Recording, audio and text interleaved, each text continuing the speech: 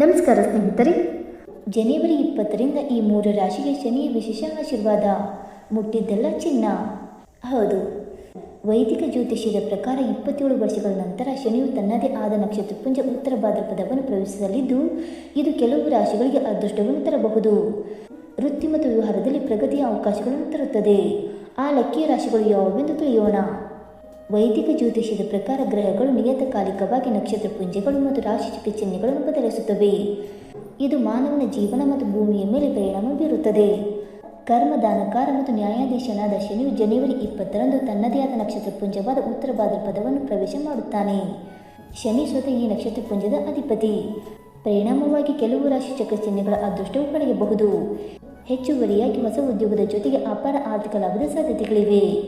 ಮನಸ್ಸು ಸಂತೋಷವಾಗಿರುತ್ತದೆ. ಆ ಅದೃಷ್ಟ ರಾಶಿಗಳು ಯಾವುವೆಂದು ತಿಳಿದುಕೊಳ್ಳೋಣ ಬನ್ನಿ ಸ್ನೇಹಿತರೆ. ಅದಕ್ಕೂ ಮುಂಚೆ ನೀವು ನಮ್ಮ ಚಾನಲ್ಗೆ ಸಬ್ಸ್ಕ್ರೈಬ್ ಮಾಡದೆ ನೋಡ್ತಾ ಇದ್ದರೆ ದಯವಿಟ್ಟು ನಮ್ಮ ಚಾನಲ್ಗೆ ಸಬ್ಸ್ಕ್ರೈಬ್ ಮಾಡಿಕೊಳ್ಳಿ ಸ್ನೇಹಿತರೆ. ಹಾಗೆ ವೈದಿಕ ಜ್ಯೋತಿಷ್ಯ ಮತ್ತು ಆಚಾರ ವಿಚಾರಗಳಲ್ಲಿ ನಂಬಿಕೆ ಇದ್ದರೆ ವಿಡಿಯೋವನ್ನು ತಪ್ಪದೆ ಲೈಕ್ ಕೊಟ್ಟು ನಮ್ಮ ಆತ್ಮೀಯರಿಗೆ ಶೇರ್ ಮಾಡಿ. ಮೊದಲನೆಯದಾಗಿ ಮಕರ ರಾಶಿ. ಶನಿಯ ನಕ್ಷತ್ರಪುಂಜ ಸಂಚಾರವು ಮಕರ ರಾಶಿಗೆ ಪ್ರಯೋಜನಕಾರಿ ಫಲಗಳನ್ನು ತರಬಹುದು. ಶನಿಯು ನಿಮ್ಮ ರಾಶಿಯಿಂದ 3ನೇ ಮನೆಯಲ್ಲಿ ಸಾಗುತ್ತಿದ್ದಾನೆ. ಆದ್ದರಿಂದ ಈ ಸಮಯದಲ್ಲಿ ನಿಮ್ಮ ಧೈರ್ಯ ಮತ್ತು ಶೌರ್ಯ ಹೆಚ್ಚಾಗುತ್ತದೆ. ನಿಮ್ಮ ಉದ್ಯೋಗ ಮತ್ತು ವ್ಯವಹಾರದಲ್ಲಿ ಹೊಸ ಅವಕಾಶಗಳು ಹೊರಹೊಮ್ಮುತ್ತವೆ ಮತ್ತು ನಿಮ್ಮ ಆರ್ಥಿಕ ಪರಿಸ್ಥಿತಿ ಬಲಗೊಳ್ಳುತ್ತದೆ ಮತ್ತು ನಿಮ್ಮ ಆತ್ಮವಿಶ್ವಾಸ ಹೆಚ್ಚಾಗುತ್ತದೆ ಮತ್ತು ದಿಟ್ಟ ನಿರ್ಧಾರಗಳು ಯಶಸ್ವಿಯಾಗುವ ಸಾಧ್ಯತೆ ಇದೆ.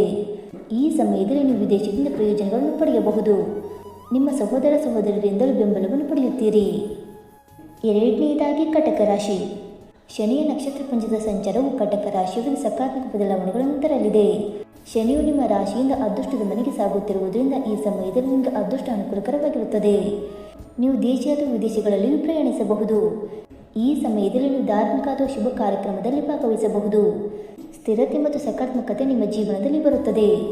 ಹಿರಿಯ ಅಧಿಕಾರಿಗಳಿಂದ ನಿಮಗೆ ಬೆಂಬಲ ಸಿಗುತ್ತದೆ ಮತ್ತು ನಿಮ್ಮ ಖ್ಯಾತಿ ಹೆಚ್ಚಾಗುತ್ತದೆ.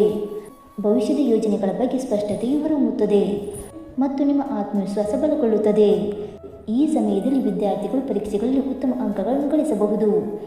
ವಿದೇಶದಲ್ಲಿ ಅಧ್ಯಯನ ಮಾಡುವ ನಿಮ್ಮ ಕನಸು ಕೂಡ ನನಸಾಗಬಹುದು. ಇನ್ನು ಮೂರನೆಯದಾಗಿ ಮಿಥುನ ರಾಶಿ. ಶನಿಯ ನಕ್ಷತ್ರಪುಂಜದಲ್ಲಿನ ಬದಲಾವಣೆಯು ಮಿಥುನ ರಾಶಿಗೆ ಪ್ರಯೋಜನಕಾರಿಯಾಗಬಹುದು. ಶನಿಯು ನಿಮ್ಮ ರಾಶಿಚಕ್ರ ಚಿಹ್ನೆಯಾದ ಕರ್ಮಭಾವದ ಮೂಲಕ ಸಾಗುತ್ತಿದ್ದಾನೆ. ಆದ್ದರಿಂದ ಈ ಸಮಯದಲ್ಲಿ ನೀವು ನಿಮ್ಮ ಕೆಲಸ ಮತ್ತು ವ್ಯವಹಾರದಲ್ಲಿ ಪ್ರಗತಿಯನ್ನು ಅನುಭವಿಸಬಹುದು.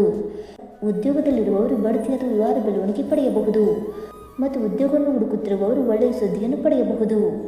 ಈ ಸಮಯದಲ್ಲಿ ನೀವು ಕುಟುಂಬದ ಆಸ್ತಿಯಿಂದಲೂ ಪ್ರಯೋಜನ ಪಡೆಯಬಹುದು.